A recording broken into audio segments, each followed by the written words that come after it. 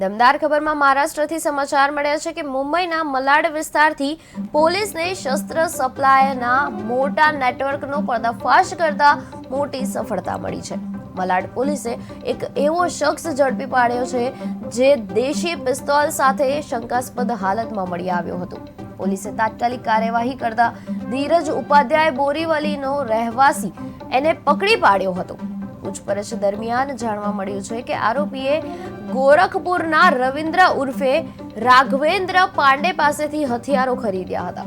મુંબઈ પોલીસે ગોરખપુર જઈ રવિન્દ્ર પાંડેની ધરપકડ કરી અને તેની કારમાંથી 3 દેશી પિસ્તોલ, 1 વિદેશી પિસ્તોલ, મેગેઝીન અને જીવતા કારતૂસ સહિત મોટો જથ્થો જપ્ત કર્યો છે। આ સાથે જ આરોપીઓ પાસેથી મારુતિ S-ક્રોસ કાર પણ જપ્ત કરવામાં આવી છે।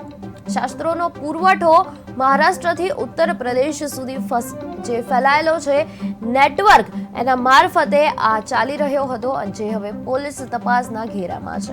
હાલે આરોપીઓની પૂર્વના ગુનાહિત ઇતિહાસ સહિત આ નેટવર્કમાં જોડાયેલા અન્ય શખ્સોની પણ તપાસ ચાલી રહી છે, ત્યારે પોલીસે આ બધી જ કાર્યવાહી હાથ ધરી છે।